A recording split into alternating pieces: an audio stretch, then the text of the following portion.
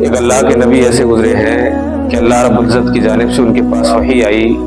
اللہ رب العزت ارشاد فرماتا ہے میرے نبی آپ کا ایک امتی ایسا ہے کہ جس کی آدھی زندگی غریبی میں کٹے گی آدھی زندگی امیری میں کٹے گی، لیکن ہم نے اس کو اختیار دیا ہے اگر وہ چاہے تو پہلے امیری مانگ سکتا ہے، اگر چاہے تو پہلے غریبی مانگ سکتا ہے، جو اس کی مرضی ہو. اس شخص کو بلایا گیا اور نبی نے فرمایا کہ اللہ رب العزت کی جانب سے وحی آئی ہے تیری آدھی زندگی غریبی میں کٹے گی آدھی زندگی امیری میں کٹے گی، لیکن اللہ نے تجھ کو اختیار دیا ہے اگر تو چاہے تو پہلے امیری مانگ لے، اگر تو چاہے تو پہلے غریبی مانگ لے. عرض کیا حضور اگر آپ اجازت دیں تو پہلے اپنی بیوی سے مشورہ کر لو.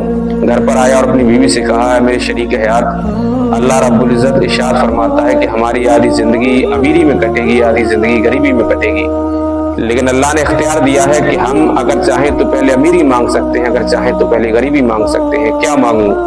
کہا کہ آپ کی کیا رائے ہے، آپ کیا چاہتے ہیں؟ کہا میں تو پہلے غریبی چاہتا ہوں، اس لیے کہ غریبی تو کٹ ہی جائے گی اس امید میں کہ آنے والی زندگی ہماری امیری میں کٹے گی. اللہ اکبر. اس کے بعد کیا ہوا کہ اس شخص نے اپنی بیوی سے کہا کہ اچھا تو بھی تو اپنا مشورہ بتا کہ تو کیا چاہتی ہے.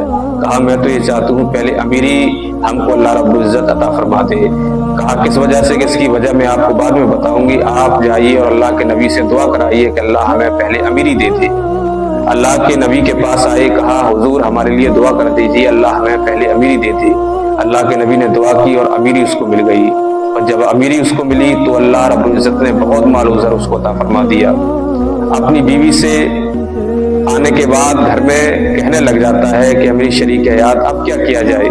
کہا کرنا آپ کو یہ ہے کہ اگر آپ چاہتے کہ آپ کی ہمیشہ امیری برقرار رہے، جب تک آپ جئیں تب تک آپ امیری میں رہیں، تو میں چاہتی یہ ہوں، میرا مشورہ یہ ہے کہ جب اب بھی آپ کوئی بھی کام کریں، جب بھی آپ اپنے لیے کپڑا خریدیں تو کسی غریب کے لیے بھی کپڑا خریدنا، جب بھی آپ میرے لیے ایک چادر خریدیں تو کسی غریب کی بیٹی کے لیے بھی چادر خریدنا، جب بھی آپ اپنے لیے اچھا کھانا گھر میں بنائیں تو کسی غریب کے بچوں کے لیے بھی کھانا بنانا، اور آپ زیادہ سے زیادہ اللہ کی راہ میں خیرات کرنا. اب ایسا ہی زمانہ گزرتا چلا گیا، وقت گزرتا چلا گیا.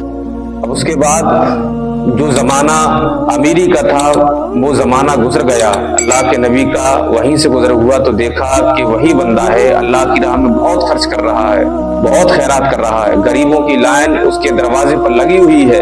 اللہ کے نبی نے اس بندے کو بلایا، بلانے کے بعد کہا کہ تیرا امیر کا جو وقت تھا، امیری کے جو دن تھے وہ تو گزر گئے، پھر بھی تو امیر کیسے ہے؟ کہا میں اس وجہ سے امیر ہوں کہ میں نے اللہ کی راہ میں خرچ کرنا شروع کر دیا ہے.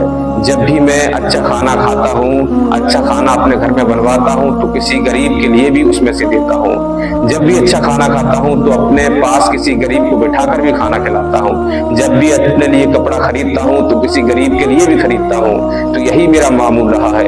اللہ نے میری جو امیری تھی اس کو برقرار رکھا ہے.